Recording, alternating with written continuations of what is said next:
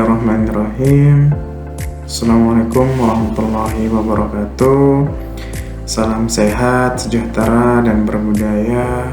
Tadi pun izin memperkenalkan diri. Nama saya Enggal Wildan Prabowo, mahasiswa Magister Manajemen Universitas Muhammadiyah Metro NPM 25710017. Pada kesempatan kali ini saya akan mempresentasikan tugas mata kuliah Manajemen Portofolio dan Investasi dengan analisis fundamental 10 perusahaan sektor energi. Baik, analisis fundamental tujuannya adalah untuk mempelajari atau menganalisis fundamental yang berkaitan dengan investasi di pasar modal dengan pendekatan top-down. Pendekatan top-down yang pertama yaitu adalah analisis ekonomi dan pasar untuk memutuskan pengalokasian investasi dana antar negara atau di dalam negara dalam bentuk obligasi, saham, dan kas. Yang kedua adalah analisis industri untuk menentukan industri mana yang mempunyai prospek dan industri mana yang tidak berprospek sehingga dapat dipilih industri yang terbaik. Yang ketiga adalah analisis perusahaan untuk menentukan perusahaan-perusahaan manakah dalam industri yang berprospek dan berkinerja baik, serta memiliki saham yang undervalue. Definisinya adalah merupakan fondasi atau dasar dalam melakukan investasi yang bertujuan untuk mempelajari segala variabel yang dapat mempengaruhi nilai intrinsik sebuah surat berharga, termasuk kondisi makroekonomi sebuah negara dan kondisi industri di mana perusahaan itu berada, maupun kondisi spesifik dari perusahaan itu sendiri. Langkah-langkah yang bisa dilakukan dalam top-down approach yang pertama adalah menganalisis ekonomi dan pasar untuk menentukan baik tidaknya waktu saat ini untuk melakukan sebuah investasi dengan mempertimbangkan pengaruh keadaan perekonomian dan kondisi pasar terhadap profitabilitas perusahaan. Yang kedua adalah analisis industri dilakukan untuk melihat variabilitas tingkat pengembalian sebuah investasi pada industri tertentu. Yang ketiga adalah analisis perusahaan dilakukan untuk memahami perusahaan secara individu terkait kinerja, prospek, dan harga saham.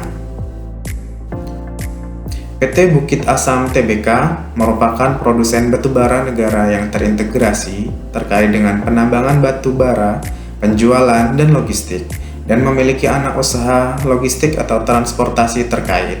PT Bukit Asam merupakan pemain domestik utama dengan peran strategis pasokan energi lokal. Kinerjanya pada tahun 2024 melaporkan penurunan laba bersih dibanding tahun 2023. Laba tahun 2024 sekitar 5,10 triliun rupiah berbanding dengan 6,10 triliun rupiah pada tahun 2023. Pendapatan serta margin dipengaruhi harga batubara global. Laporan perusahaan menunjukkan tekanan pada NCI atau ASP, namun operasi tetap menghasilkan volume yang stabil. Neraca dan arus kas, perusahaan cenderung memiliki arus kas operasional yang kuat saat harga komoditas tinggi. Namun, FY 2024 menunjukkan tekanan margin. Periksa catatan utang jangka menengah dan CAPEX di AR FY 2024 untuk proyeksi CAPEX logistik. Katalis pertumbuhan, jika permintaan global terhadap batubara pulih, akan terjadi optimasi efisiensi tambang dan logistik domestik, serta potensi pemulihan harga batubara. Resiko utama, volatilitas harga batubara secara global mempengaruhi permintaan pasar. Kemudian adanya regulasi atau kebijakan energi domestik terkait dengan transisi energi dan regulasi emisi. Potensi pembatasan ekspor atau royalti yang mengubah margin. Valuasi dan rekomendasi singkat, PTBA cenderung menjadi pilihan value play saat harga batubara turun. Core holding untuk investor yang mau menerima resiko komoditas namun tetap pantau ASP dan guidance CAPEX. Yang kedua ada PT Indika Energi Tbk merupakan grup energi terdiversifikasi yang bergerak di subsektor jasa tambang, kontraktor pertambangan, pembangkit, dan layanan pendukung lainnya. Kinerjanya pada tahun 2024 menunjukkan adanya penurunan laba bersih yang signifikan dibanding tahun 2023. Pendapatan perusahaan juga mengalami penurunan pada beberapa periode karena bisnis trading, dan kontrak yang fluktuatif. Neraca arus kasnya grup yang besar dengan aset liabilitas signifikan, perubahan ekuitas dan aset mengikuti fluktuasi harga komoditas serta penerapan strategi korporat atau diversifikasi. Yang harus diperhatikan adalah komitmen utang atau obligasi anak usaha di AR. Katalis pertumbuhan dapat terjadi ketika adanya pemulihan permintaan energi, perbaikan margin di anak usaha penambangan, serta ekspansi ke sumber energi terbarukan atau renewable energy.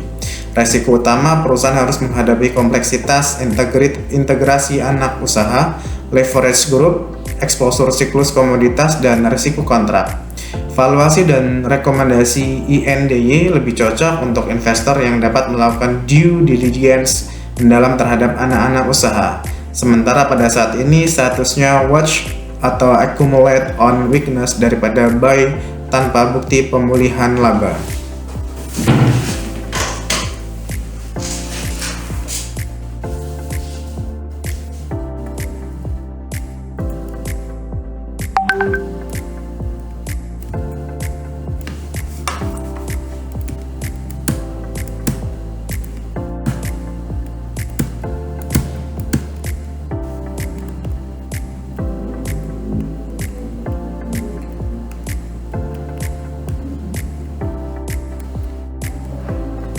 Yang ketiga adalah PT El Nusa Tbk.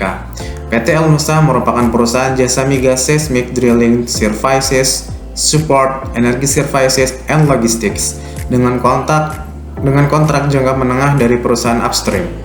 Kinerjanya, laba bersih pada tahun 2024 sekitar 713,7 miliar rupiah, naik dari 503,1 miliar rupiah di tahun 2023. Pendapatan konsolidasi tercatat meningkat didorong pemulihan aktivitas migas. Neraca dan arus kas, perusahaan menampilkan arus kas operasional yang membaik sejalan dengan kenaikan kontrak, piutang usaha, dan kondisi terms kontrak jangka panjang harus diperhatikan oleh para investor. Katalis pertumbuhannya, peningkatan belanja capex upstream di Indonesia, proyek eksplorasi dan produksi baru, kontrak layanan jangka panjang. Resiko utamanya perusahaan menghadapi ketergantungan pada siklus investasi industri migas, persaingan tender, resiko kontrak, atau penundaan yang disesuaikan. Valuasi dan rekomendasi PT El Nusa Tbk dipandang menarik sebagai recovery service play jika belanja capex migas terus meningkat. Sangat cocok untuk alokasi taktikal atau pendukung portofolio di sektor energi. PT Mitra Bahtera Segara Sejati Tbk merupakan perusahaan pelayaran dan jasa pengangkutan laut, penyewaan kapal, sea freight untuk sektor pertambangan dan energi, chartering kapal, maupun logistik laut. Kinerjanya pada tahun 2024, laba perusahaan turun secara year on year, namun masih dikatakan profit. Laba perusahaan dilaporkan sekitar 295,4 miliar, menurun dari FY 2023 sekitar 375,5 miliar. Margin dipengaruhi oleh tarif sewa kapal dan utilisasi dan sensitif terhadap tingkat sewa kapal atau permintaan logistik energi. Neraca dan arus kas perusahaan sensitif pada cycle charter rates. Investor harus dapat memperhatikan beban operasional seperti bahan bakar minyak dan pembiayaan kapal. Katalis pertumbuhannya, kenaikan akan utilisasi kapal dan tarif charter saat permintaan logistik energi meningkat. Kontrak jangka panjang dengan perusahaan tambang dapat meningkatkan predictability. Resiko utamanya, perusahaan menghadapi resiko utama terkait dengan volatilitas tarif sewa kapal, biaya dan bahan bakar, FO, bunkering, fluktuasi permintaan global untuk logistik batubara atau mineral. Valuasi dan rekomendasi MBSS dipandang cocok untuk investor yang paham siklus shipping and charter. Kemudian ada PT Medco Energi International Tbk, yang merupakan perusahaan yang masuk dalam grup energi terdiversifikasi dengan upstream, midstream, dan power. Kinerjanya, Medco melaporkan kinerja yang mendukung strategi pertumbuhan. Poin penting pada tahun 2025 adalah mengakuisisi saham Repsol di koridor blok sebanyak 425 juta US dollar dan beberapa akuisisi tambahan di Sumatera Selatan yang memperbesar cadangan atau produksi hasil pada tahun 2024. Dan pada tahun 2025 ada katalis besar berupa akuisisi aset koridor blok Repsol ke Medco senilai kurang lebih 425 US dollar serta juta yang memperkuat posisi cadangan untuk growth. Kekuatan perusahaan seperti pipeline, akuisisi, dan diversifikasi. Neraca dan arus kas, Medco menggunakan kombinasi kas, obligasi, dan pembiayaan untuk akuisisi. Kemudian investor harus memperhatikan pengaruh transaksi terhadap net debt EBITDA rasio dan coverage. ARFY 2024 dan dokumen konsolidasian menyajikan rincian utang dan obligasi. Katalis pertumbuhan, konsolidasi posisinya di koridor dan akuisisi Saka Kemang atau SOT Saka Kemang membuka potensi produksi gas besar, cadangan terukur, dan diintegrasi ke infrastruktur gas regional pipeline. Potensi upgrade nilai perusahaan bila terintegrasi berjalan dengan mulus.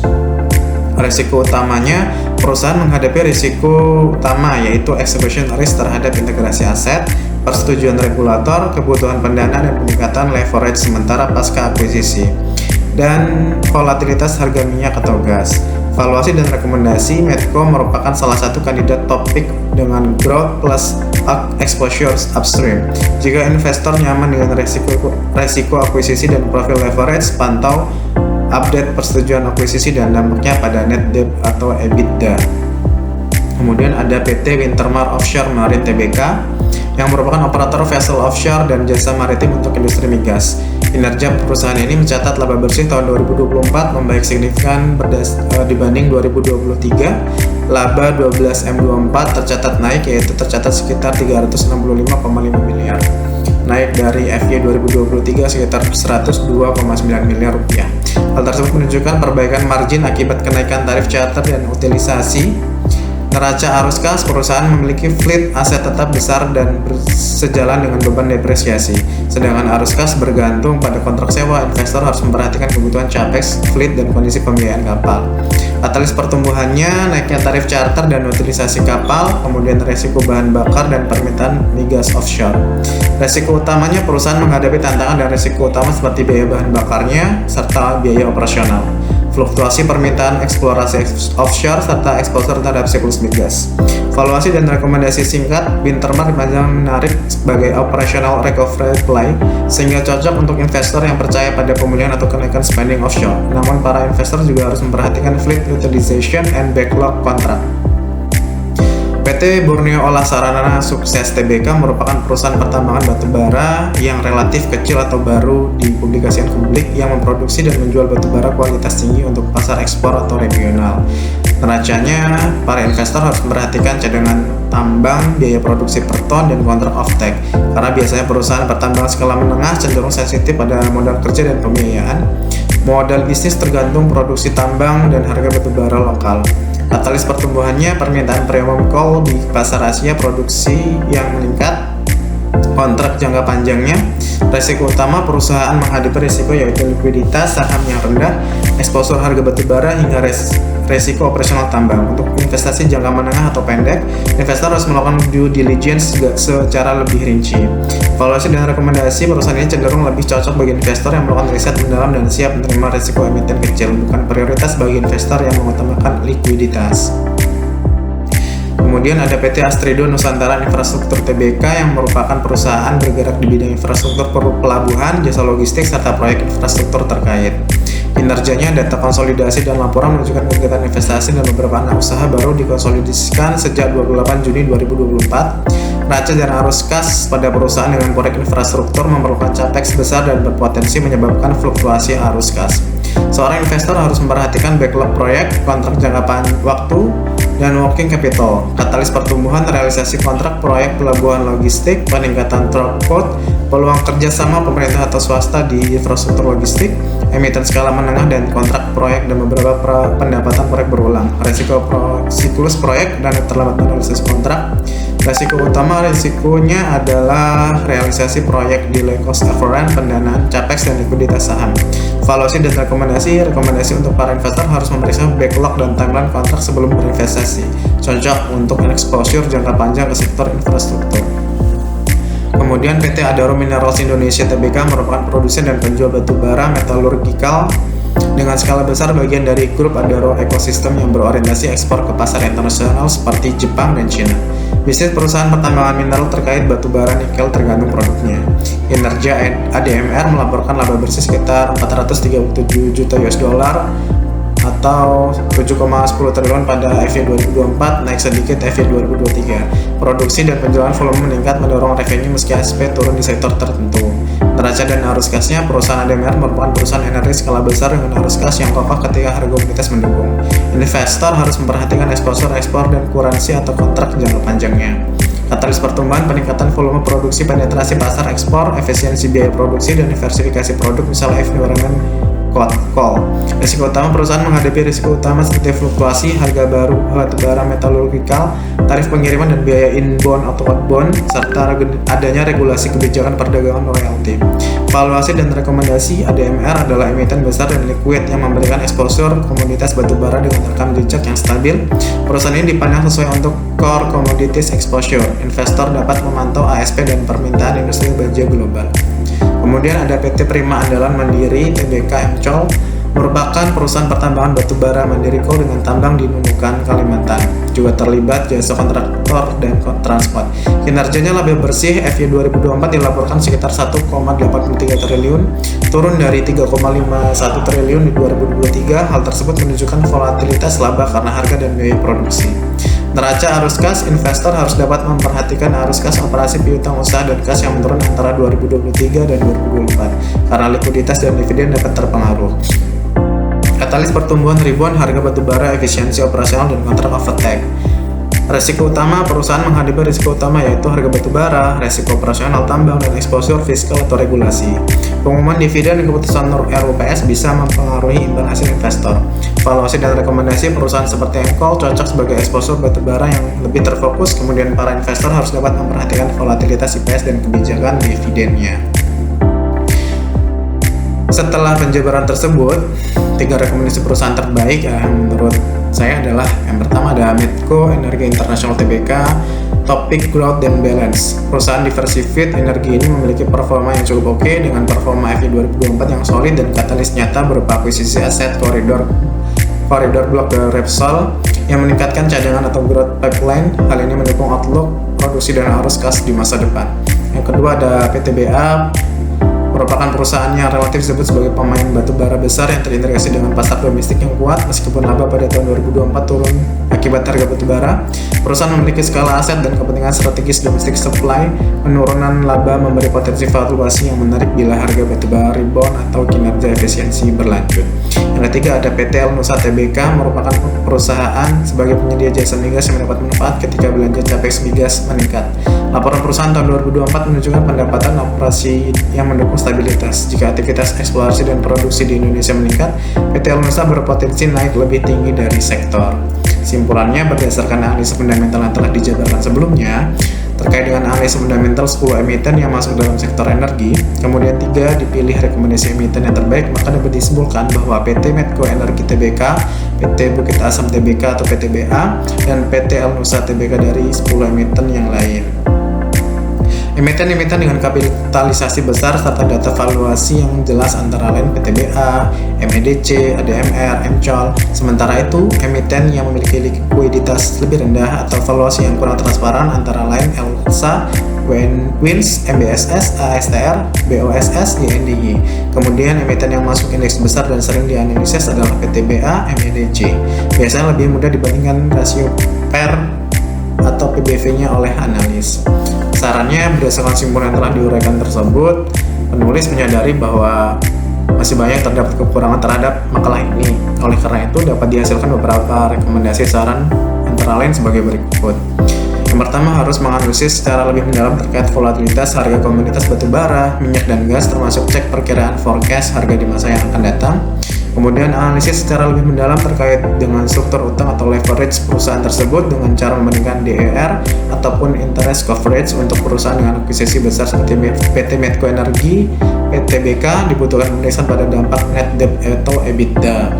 Yang tiga, analisis secara mendalam pada evaluasi saat beli, PBV, PER, EV, EBITDA yang harus diperiksa dengan cermat dan relatif ke peers dan sisi historis. Yang keempat, analisis secara mendalam pada likuiditas sahamnya. Jika saham thinly traded, misalnya emiten kecil, resiko slippage cenderung besar. Yang kelima, analisis secara mendalam terkait berita atau kontrak baru. Analisis bagaimana pengumuman proyek, kontrak, atau perubahan kepemilikan mayoritas saham.